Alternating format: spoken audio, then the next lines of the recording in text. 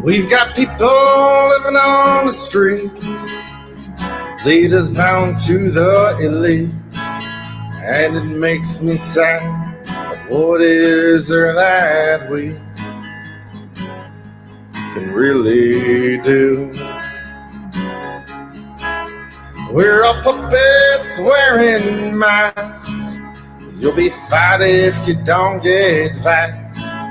And there's violence in every city that I come to.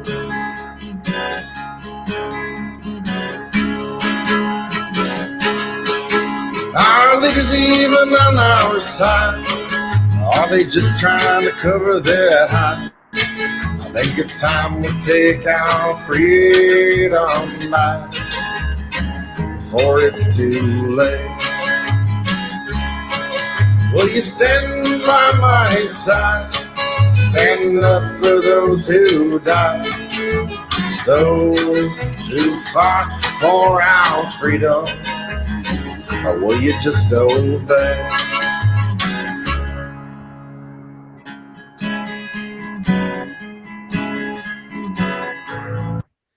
Woo-wee. Goodness, it's crazy how wow, I'm going to stay away from all the stuff we were talking about earlier, but it's crazy how people get brought into your life and you don't know why, and then all of a sudden you're just like, oh, wow. I want to introduce y'all to Jeremy Wayne McKern, all the way from Oregon. He reached out to me like a year ago, I think, and was like, when I first started all this stuff, and he was like, hey, Cynthia, I know you're working with a bunch of songwriters down there in Texas, but what you going to do for this good old boy in Oregon? And I was like, nothing, but I'll send you somewhere. And this guy might be able to help. And it turned out beautifully. Jeremy has been one of the ones that has kind of just kept me going. He doesn't even know that, but he does now. In the beginning, because he kept plugging in with me and kept asking me, hey, what's next? What's going on? And I got him to get on a platform called Clapper, which is a really good community platform that actually cares about our freedom of expression and our freedom. So I really love that app, and there is a formula to follow, and I will tell you the formula, and I do suggest that for the first 6 weeks that you follow it. Because Jeremy followed that formula, and in 6 weeks he had 11,000 followers on his Clapper platform. But I do also want to tell you that after that 6 weeks, you should completely leave the rat race and not allow numbers and things that don't really matter in life to control how you walk around on this planet. I'm excited to hear Jeremy's story. Jeremy, tell us a little bit about yourself and how long you've been performing. Let's see. The first time I ever picked up a guitar was back when I first joined the Navy back in, I think it was probably 2000. And at the time, I had a bunch of friends that had a little rock band, and I hung out with them a lot, and they were always playing. So I picked up a guitar at that time, and I learned a few, cowboy chords, if you want to call them that. And, back then, I really didn't think I had any musical talent, and I don't think I really did. But so I didn't play the guitar again for about 20 years, and I just picked up the guitar again back in 2021, beginning of 2021, after 20 years of not ever playing.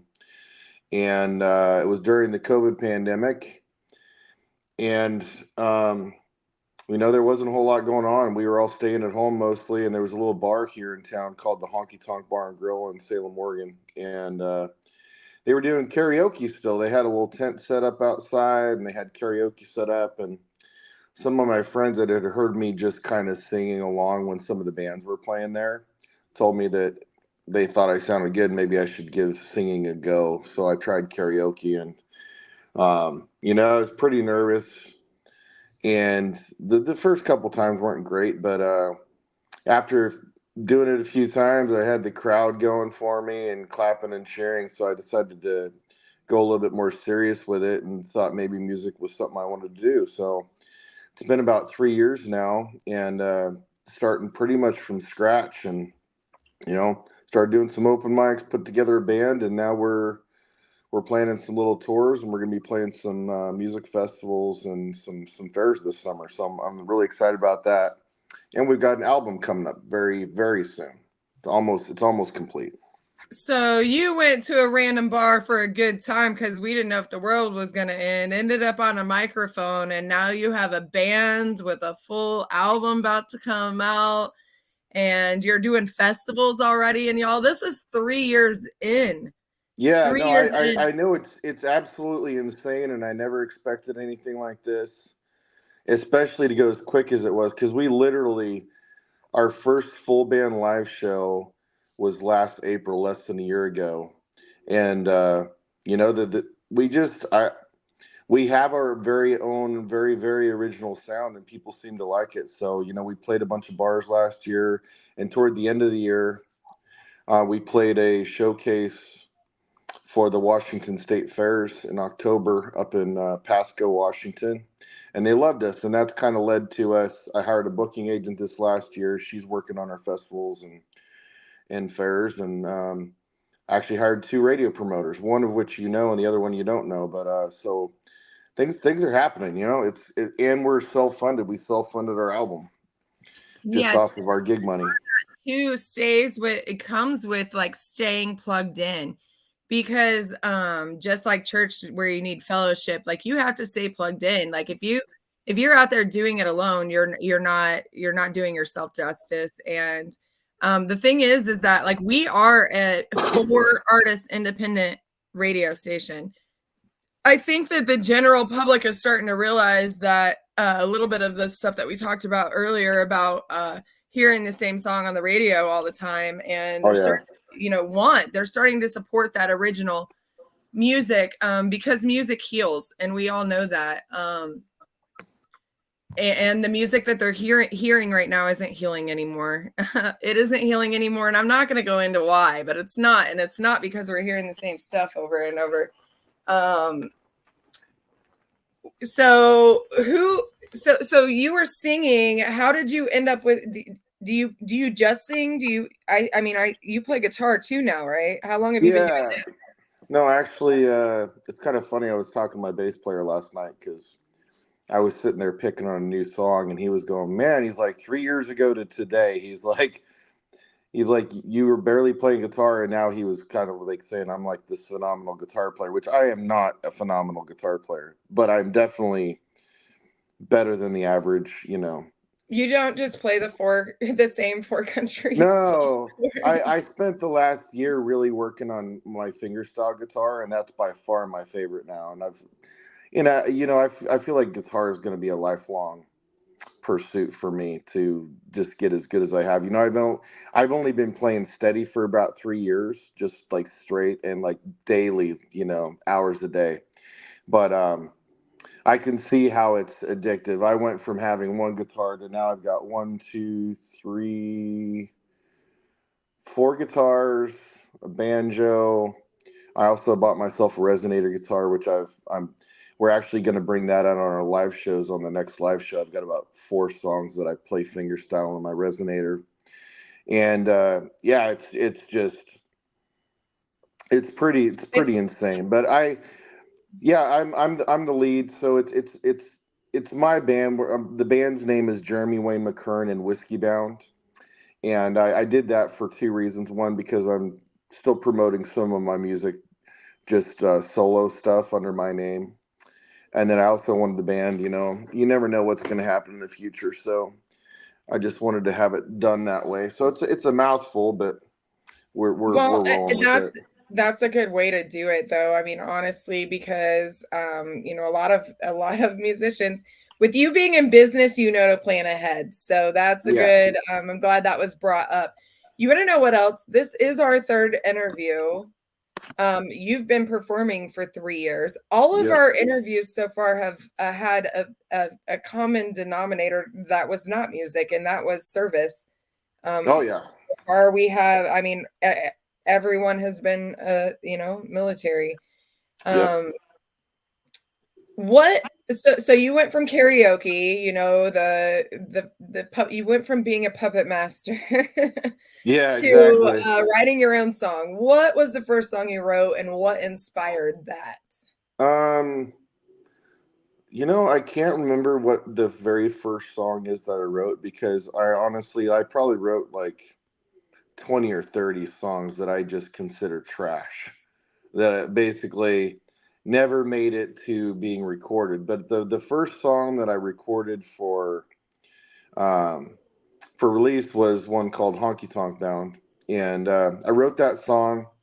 It's kind of funny because one of my favorite artists goes by the name Sturgill Simpson. A lot of people know who he is.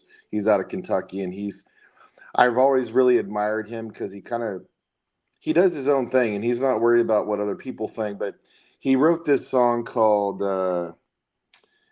um, "You Can Have the Crown," and he said in his interview that he wrote that song. He was trying to come up with the most cliche country lyrics he could. So I took that idea, and that's how I came up with Honky Tonk Bound. So Honky Tonk Bound is really a song it's a party song. It's about basically getting off on Friday and getting dressed up and heading out to the honky tonk for a night of partying and stuff. And it's just a really fun, cool, vibey song.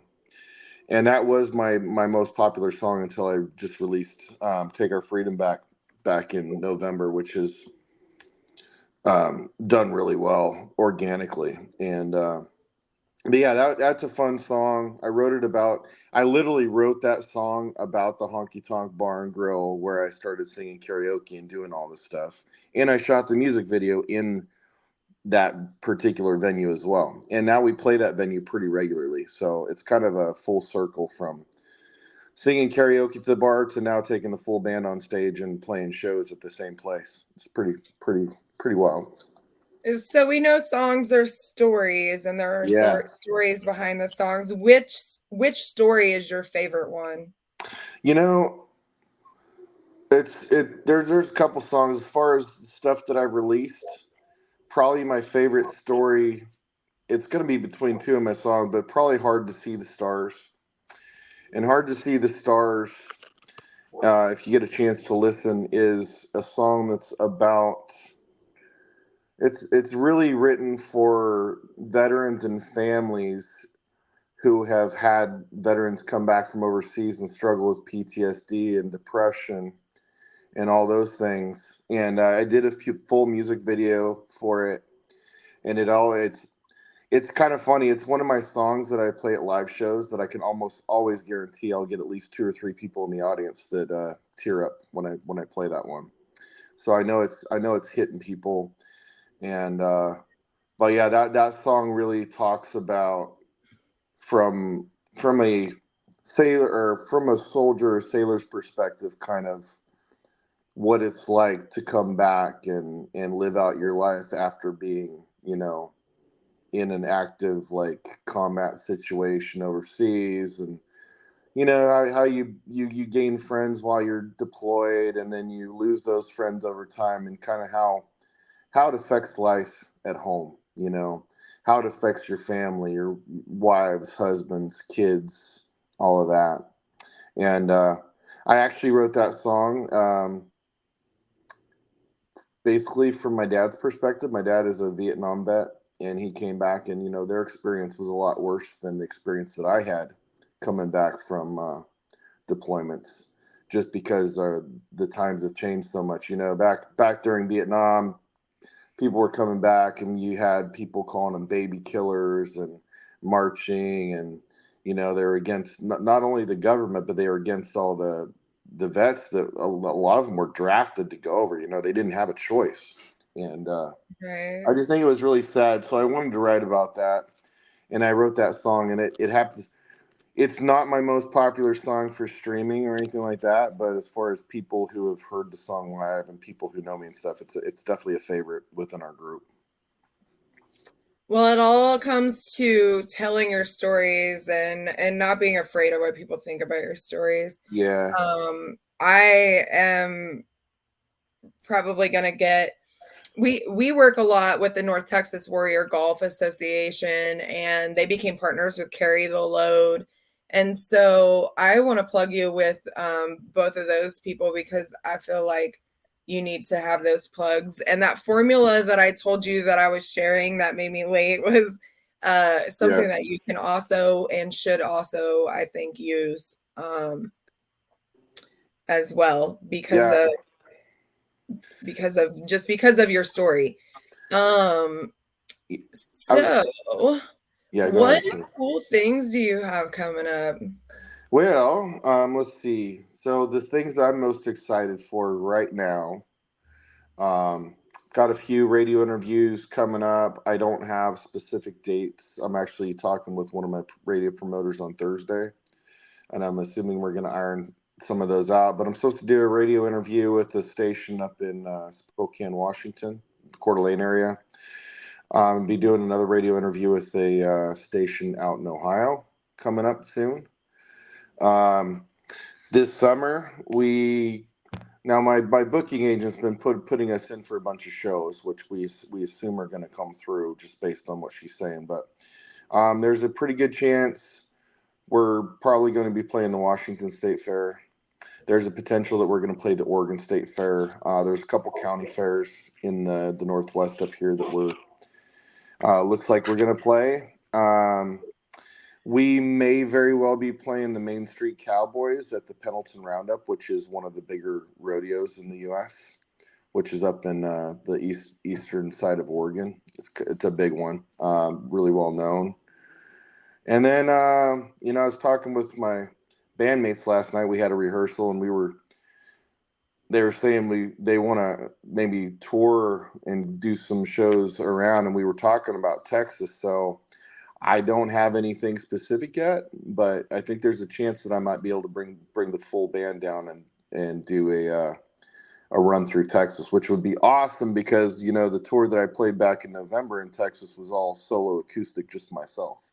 Yeah, well, let me know, and y'all can come hang out at the barn and just stay there and plan a little tour around that area if you want.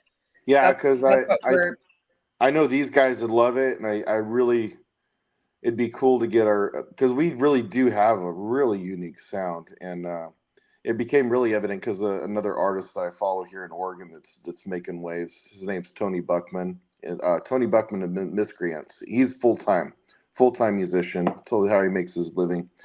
But we split a show with them, and they stayed for our entire. We did a 2-hour set, and he's like, "Man, you guys are badass." He's like, "I want you to come play this fair over here in Deschutes with us." I was like, "Yeah, let's do it." But it's starting to sink in after 3 years that we get a lot of compliments. We have a lot of people coming to our shows trying to book us for private parties and stuff like that. And for a while I was kind of like, they're just being nice, but it's finally sunk in that they really do like our music, and we have something.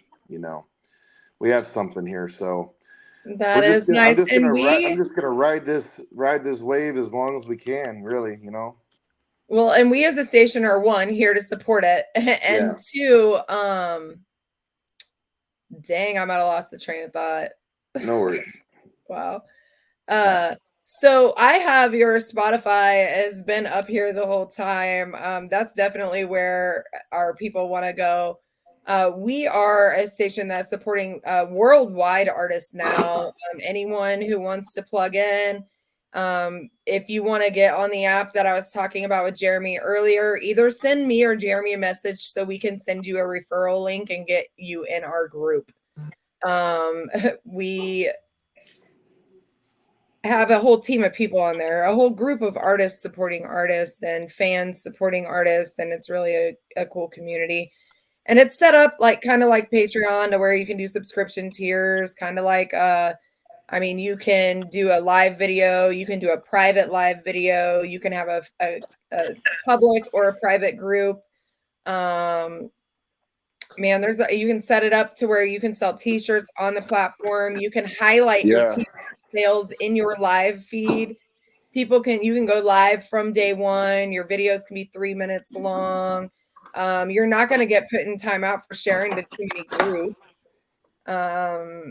It's just a good app. It's a great platform, and they support music. They do deep dives on artists and tell their story, and they have voice contests and all sorts of. They even have fun games for like Halloween dress up, where they have costume contests and stuff on the app. Like, it's really just a cool community. Like, all the holidays they do something fun. Oh yeah, everybody in the it's community awesome. can in on. And honestly, I give Clapper and the Clapper community that I'm a part of has been huge for me on the last 2 releases that I've done, because automatically had built-in fan base with specific playlists that were made by these groups that include all our music. So we're automatically from day one, when we put a new release out, getting streams, and which of course helps the algorithm when you're talking about Spotify. And anybody who's been doing this for any amount of time understands how important it is to trigger the Breakfast Club's another. Navy Chief does a lot to support. So does Bobby Gossett. There are a lot of really amazing artists from all over the world that are just on there, just loving each other and new music.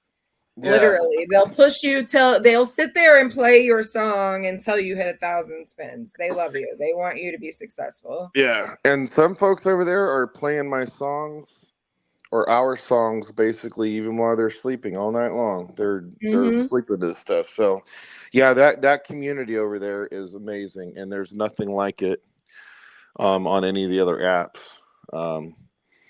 It's just it looks like TikTok, but it's just so much different. It really is. It really is. It's an all-in-one media app. I mean, it can literally be your website if you don't have a website. Yeah. Which I suggest everyone has, because like when I got my website when I was a model and I started, it was like $15 a year or something to have the domain. And when I quit my career, the list price is $700 a year to have that domain, because the amount of traffic that was sent to that domain. Oh yeah. So like, you're really, by having your own .com, you are trademarking yourself and building your own brand without having to pay someone to do it. Well, and the most important thing with having your own website, and I think this is the number one most important thing, is you own the website. If Facebook or TikTok or Clapper or any of these sites go away in the future, you lose all those contacts, blah blah blah. You don't have access to those folks anymore, but you'll always have access to your website as long as you continue to pay for it and use it the way you should to collect your contacts and all that. So that's thank you so much for bringing that up. That you own it. Yeah. Yes. Because it's the only thing that you own. All people are like, oh well, I have Linktree or I have this, and realistically, like, okay, AT&T cell phones crashed a couple weeks ago. Facebook and Instagram just went down. So what's going to happen when Instagram and all of that's gone, but your website's still there and you don't have any photos because you loaded them all onto Facebook and trashed them out of your phone? Yeah. That's what the website's for. So I know that graphic designers charge about $250 an hour, and I'm pretty sure that that's the most I've ever charged for a website. And they take between 6 and freaking 12 hours, depending on how much stuff I'm dumping onto them. Yeah. I think now that we figured out that I had a vitamin deficiency and my brain actually doesn't need to operate at the speed that it was operating at, they're going to take me a lot less time to build, because I'm not going to be like 5 places at once. Yeah. But definitely looking forward to that. If y'all need anything, if you need someone to plug into, we are here. If we are not here, we know someone who will be. Reach out. You don't have to do this journey alone. It's hard. It's harder when you don't have the right tools. Like, the mechanic cannot change the tire without the compressors that he needs to change the tire. So if you're going out there and trying to get bookings and you don't have things like a website or like someone who you can just at least plug into with ideas, then you're not properly set up for it. And that's why you're getting the no's that you're getting. And we can also help with like retraining your mindset, because it can be as easy as that. Like most people, when they look at objection, it's 7 no's. Man, 7 freaking people told me no, I'm never going to get a yes. But realistically, statistically, it takes 10 no's to get a yes. And if you can just train your mind that screw those 7 no's, man, it only takes 3 more and I'm landing a contract, like we can help you with that. So don't reach out. That is absolutely a fact. And I think if I was going to give any kind of advice to any independent artists out there, it's like, you don't have to have it all figured out today, but you have to just keep moving forward. You do need to take these things into consideration, like having yourself a website, getting yourself on the main social media apps, making sure all your social medias look the same, using the same cover photo so that when people go platform to platform, there's no question that they're on your page, That's a huge one. Yeah, there's so many things, and I think a lot of people are just too scared to start because they don't understand the game. But you don't understand the game unless you just jump in and do it, and that's the only way you're going to learn, is by actually just going through and making mistakes and figuring out the mistakes that you made early and moving forward. I started booking shows and I had no idea what I was doing. I didn't know how much money to ask for, nothing. And for the first 5-6 shows, I was kind of taking whatever we could get and just happy to have the opportunity to play somewhere live. And I think it's important that you go through all those baby steps along the way, because you gain confidence over time as you keep doing it, and you're learning little things about the industry. And like I've learned a lot in the last 6 months about how radio stations and charting works, and I had absolutely zero idea about how all that shit works. So, if you want to do not even this, going to discuss that. There's a couple official charts and I'm not even going to discuss. Yeah, I hear you. If it at this point, that's probably the only mainstream thing I'm going to support. Oh yeah, well, I don't remember if I've told you this on here, but our first radio single, "Take Our Freedom Back," peaked at number 19 on the Texas Internet Radio chart about 4 weeks ago, I think it was, and now it's dropped down some, but that was a big deal for us because that's our first actual real charted song, and we're shopping it out to some other markets now because it did pretty good there. So we'll see how it goes. But heck yeah, well, y'all go listen to the rest of that song on his Spotify, and then call your favorite station and tell them to play it.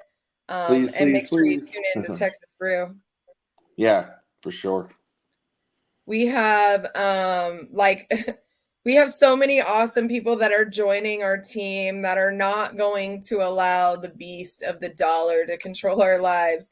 It's nice to be able to pay our bills, but we are going out of our way to support our artists because we know that the world needs to tell your stories. So please, please, please plug in with me if you are a songwriter, and for any reason. I don't care if you have 200,000, 700,000 followers or 4 followers. Plug in with me. We'll see where you're at on your journey and how we can help you and guide you in the right direction to get the proper tools that you need, and a family of musicians that care and will support you. Jeremy, thank you for your time today. And thank you, all of you, for tuning in. If you'll do us a big, huge favor and hit that laugh face or that angry face or that heart or something other than that generic like that everybody's like roboted into doing, because the other ones actually push our algorithm further. And if you leave a comment and share it, that would just make our hearts happy. We care. There are people out there who care, and we're ready to hear your story. So I don't care if you have a business, an event, a fundraiser, a benefit, a nonprofit, music, some good news. We need some good news in our lives. You have a good news story, message me and let's tell the world. I will have I don't know who we have on next, but I'm looking forward to it, and I will talk to you soon, Jeremy. Oh, I was going to say, let me do one little plug. My website is jwmwhiskeybound.com, And if you go there, you'll find all our music, show schedule, access to merchandise, everything. So if you're interested in giving us a listen, you can find us there, or absolutely find us on all streaming platforms. Obviously, Spotify is our favorite because it does the most for us as artists. So that's all I have. Absolutely.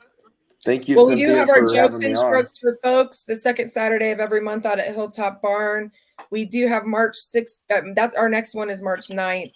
March 16th, we have the Female Songwriter of the Year event. We do still have a few spots left for female songwriters. June 15th, if anyone is wanting to come out to the Billy Joe Shaver fundraiser event, we do still have a couple of slots open for people to come and perform and plug with radio and whatever other. There's going to be a lot of industry people there for sure. And then June 7th, 8th, and 9th, we have our Kumbaya Fest Songwriter Seminar Retreat and our first annual music expo is August 23rd and 24th. The Kumbaya Fest and Expo, it's $20. Come camp, bring a merch table, plug your music. There's going to be lots of industry officials there. There's going to be lots of radio. We aim to have a different circle for each genre. We got 100 acres out there. Let's play some dang music. I'm looking forward to it. I know that our shows have grown. March 9th is going to be our third one, and I'm pretty excited because it is like my birthday month. We have K&D's Party Rentals coming out with a photo booth and an obstacle course bounce house for the kids out at Hilltop Barn in Cleburne. It's only $5 to get in, but if you grab a t-shirt before March 9th, you're going to have that t-shirt and you're going to be able to get in for free for the rest of your life to our Jokes and Strokes for Folks events because they're community networking events. We got a bunch of different radio people coming out and hanging out and sitting out there waiting to tell your story. So come hang out with us, come enjoy some music, come enjoy some comedy. We got like 5 comics this month. It's crazy. I booked one, we got 5. That's how well people are supporting this. And we're here for it. So tune in to Texas Brew Radio every Tuesday at 6 p.m. for the newest music on the station. Every Monday at 5, we have Eye on Jams with indie artists that we don't even have on our station. So tune in to hear that, and we're signing off.